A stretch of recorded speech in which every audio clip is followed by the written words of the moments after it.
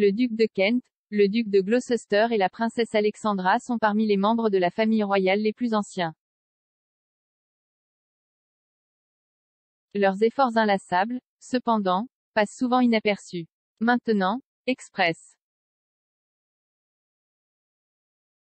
Co.uk explore comment le quatuor est devenu le dernier vestige d'une ère royale révolue. Le mois dernier, il a été rapporté que le roi Charles III avait décidé de ne pas poursuivre les plans visant à réduire la monarchie et maintiendrait plutôt le nombre de membres de la famille royale actif à 11. La décision de Sa Majesté va à l'encontre de nombreux critiques et commentateurs qui ont spéculé sur les années où le monarque rationaliserait la liste des membres de la famille royale exerçant des fonctions officielles. Pendant des années, des rapports ont été publiés selon lesquels le roi Charles voulait une famille royale plus petite, ce qui ferait de son opération une machine plus légère avec moins de commérage.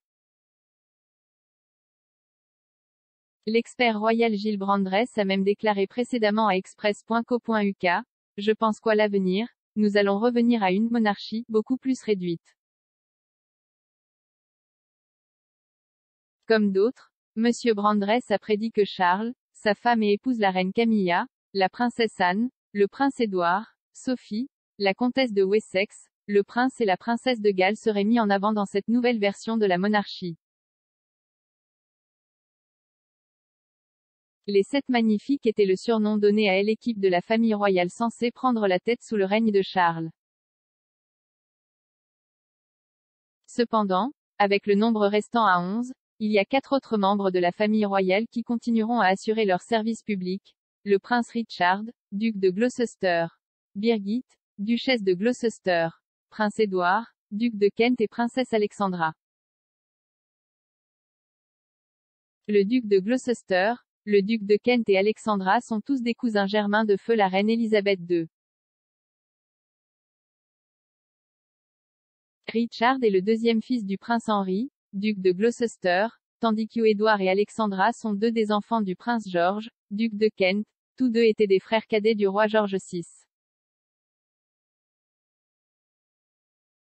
Par rapport aux autres membres de la famille royale en activité, les cousins de la reine ont tendance à passer inaperçus, la couverture médiatique se concentrant rarement sur leur travail et leurs engagements. Cependant, certains experts ont noté l'importance de cette ancienne génération de membres de la famille royale, soulignant leur engagement à leur service et à la monarchie. Marlene Koenig, une historienne qui a passé plus de 40 ans à faire des recherches sur la royauté européenne, a décrit les Gloucester comme l'épine dorsale de la famille royale, notant en particulier l'introduction inattendue du duc dans la vie d'un membre de la famille royale. Richard n'était pas destiné à prendre le titre de duc de Gloucester. Il était plutôt destiné à aller à son frère aîné, le prince William.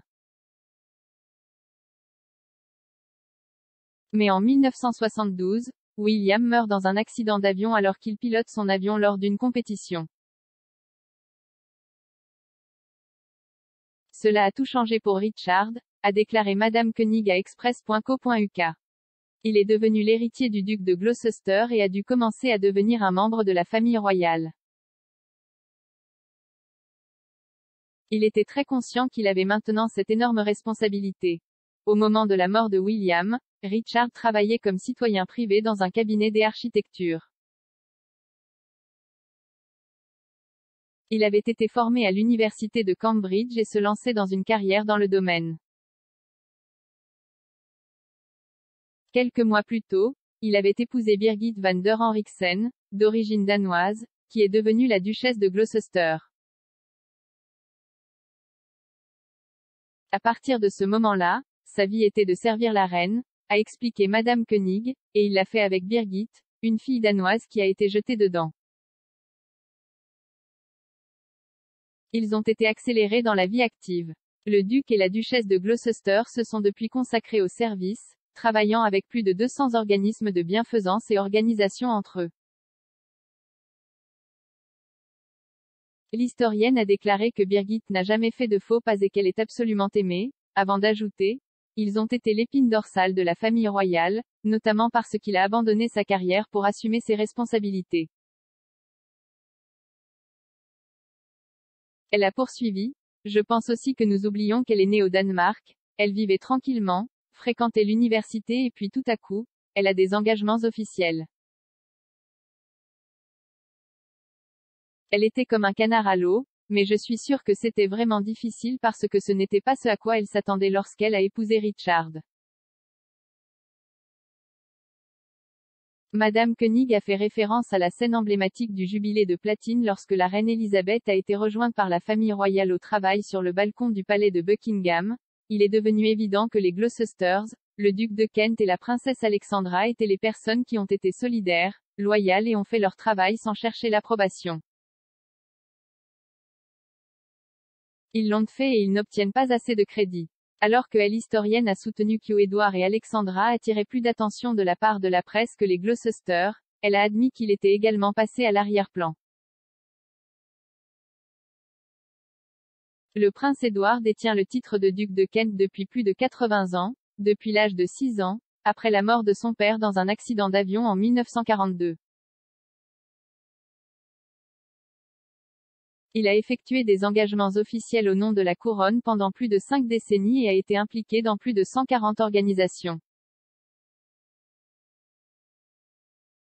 Alexandra a commencé à exercer des fonctions royales à la fin des années 50 et a été à un moment donné l'une des membres les plus actifs du cabinet, prenant part à environ 120 engagements chaque année. Elle a depuis pris du recul par rapport à la fonction publique, mais est toujours répertoriée comme membre de la famille royale et continue d'assister à de nombreuses cérémonies et engagements caritatifs. Celia Lee, historienne et co-auteure de HRH The Duke of Kent, A Life of Service, a passé des décennies à faire des recherches sur le prince Édouard et sa vie de royal. Elle a déclaré à express.co.uk, il a appris son rôle aux côtés de sa mère, en faisant sa première tournée officielle à l'âge de 17 ans.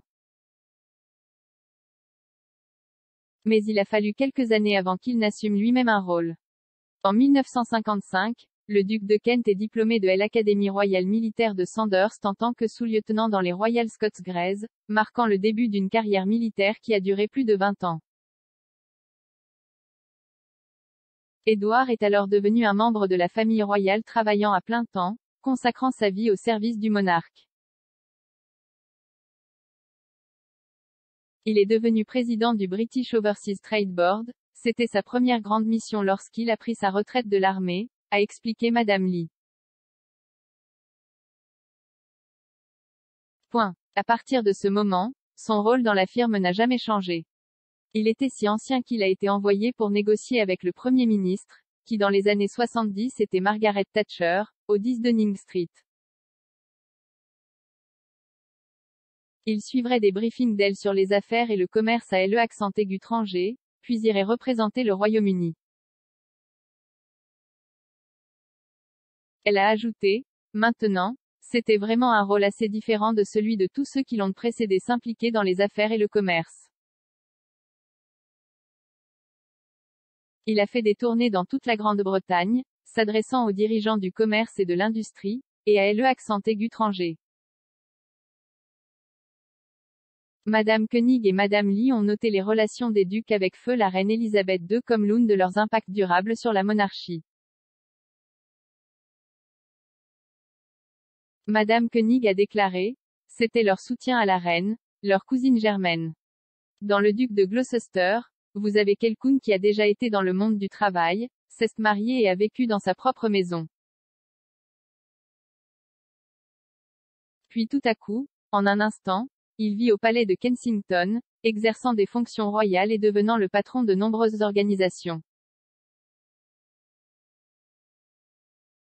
Je pense que cela en dit long sur lui et son respect pour la monarchie.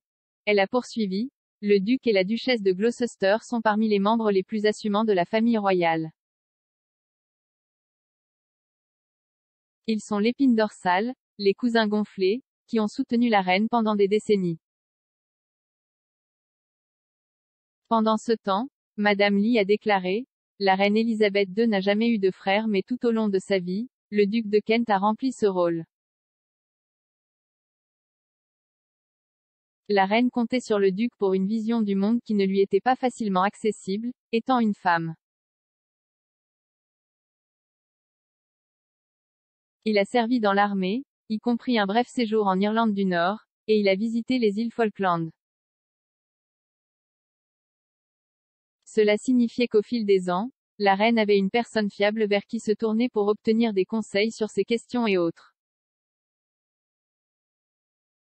À la mort du prince Philippe, le duc de Kent était un bras sur lequel s'appuyer. Elle a ajouté, il a considéré son rôle comme soutenant la reine et faisant ce qui était nécessaire pour soutenir la monarchie. Après la mort de la reine Élisabeth II, tous deux soutiennent que les cousins du défunt monarque restent des membres à part entière de la famille royale et, malgré de nombreuses spéculations, ils pensent que le roi Charles n'allait jamais les renoncer à leurs fonctions.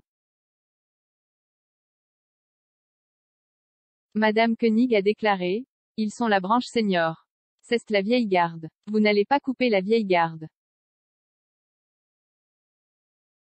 Ce n'est pas la fin, ils seront là et ils n'auront pas de remplaçant.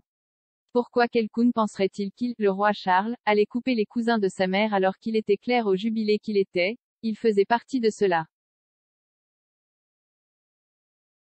Point. Ils sont plus âgés. Cela a été leur travail. Ce sont en fait les petits-enfants d'un souverain, George V.